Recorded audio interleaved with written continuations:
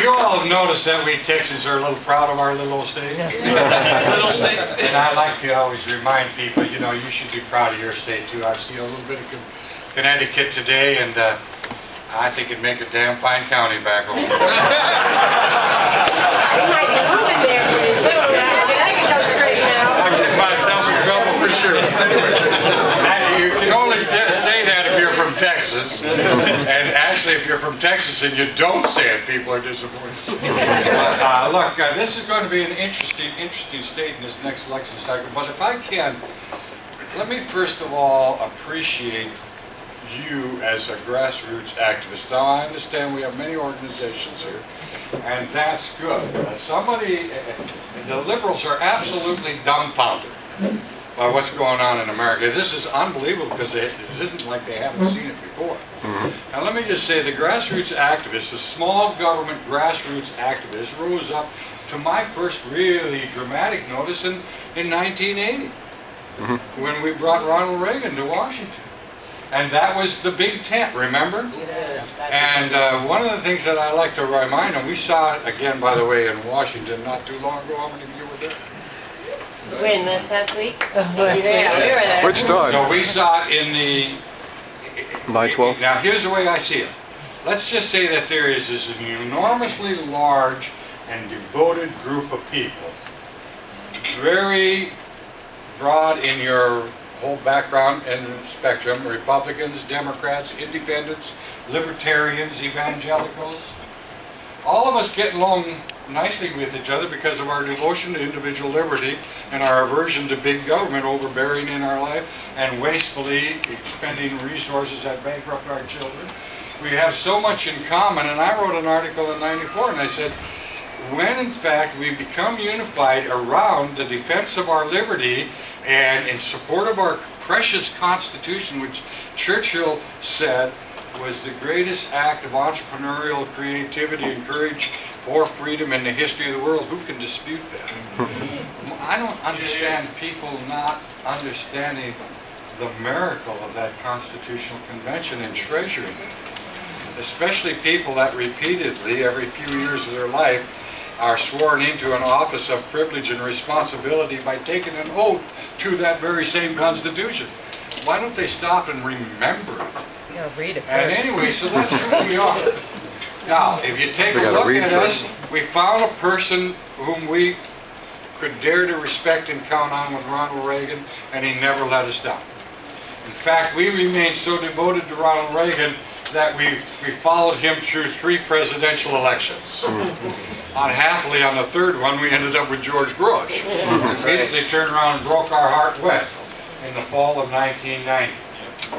And by the way, I might mind telling you, in June of 1990, I told George Herbert Walker Bush in the White House that if you raise taxes, you will be a one-term president. I said, Mr. President, there will be many, many years from now, I hope 40 or 50 years from now, we're going to pick up the paper and we're going to read George Herbert Walker Bush has died. When we read that, this whole nation is going to remember one thing that you will have said. What is it? I said, Mr. President, you can't say the most memorable thing you will ever have said in your life and then go back on it and expect the public to love you for it. And of course, so he lost the election in the fall of 1990, but he lost the small government activists. And so, you know, politicians are not bright people. You have to understand that. So, if you listen to those people that remained, found George Bush's behavior acceptable and thought, well, a Republican in office is always better than any other possible office, they think Ross Perot came and destroyed his election. Ross Perot just came on the scene and found, and the grassroots activists found somebody behind whom they dared to count on again. And there would be no Ross Perot had there been a Bush that didn't raise taxes in 1990. So then again, we all kind of got disappointed and lay a bit dormant and discouraged, I suppose, and wondering what the heck. Remember the expression, there's not a nickel's worth of difference between them? I keep telling Republicans, when you hear that, Republicans are losing. Democrats never lose when you hear that. And so then came the contract, and for about 4 years, you all rallied to us. And for about 4 years, we were shining, right? And then what happened? The contract with America nationalized the vision of the Republican Party. And you all said, oh, I see, we got people who stand for something. Yes. They've got a commitment to policy initiatives for America, rather than political initiatives for themselves. And everybody came out and rallied around the flag, and bang, we did something quite remarkable. And for about 4 or 5 years, the Republicans in office remained true. And then it started to dissipate. And our disappointment started to grow. And President Bush went on a wild spending spree. Tom DeLay went nuts with earmarks. Where did that come from? It was office holders playing out their insecurities and becoming obsessed with themselves. Army's axiom, when it's about you, you lose. When it's about power, you lose. And so they lost. Now we have Barack Obama, who is born into the White House out of our disappointment in Bush.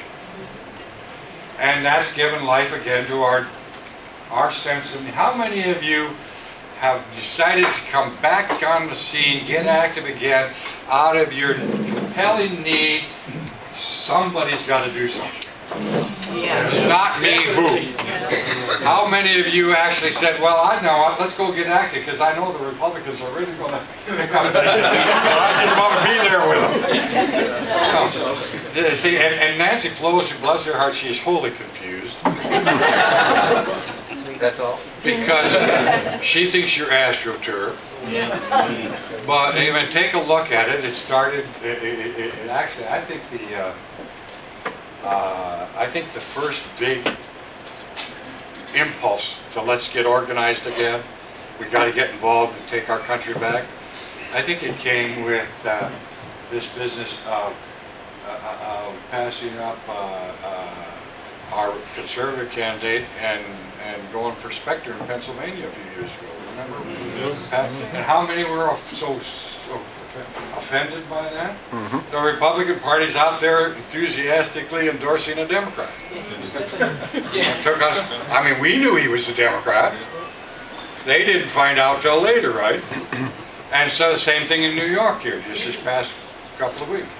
So look, what you need to understand is if you love America, you cherish the Constitution, you feel a compelling need to defend your liberty, and you want your government to act like responsible adults instead of overindulgent children spending other people's money. And by the way, there are 3 definable groups of people that have the privilege of spending other people's money: children, thieves, and politicians.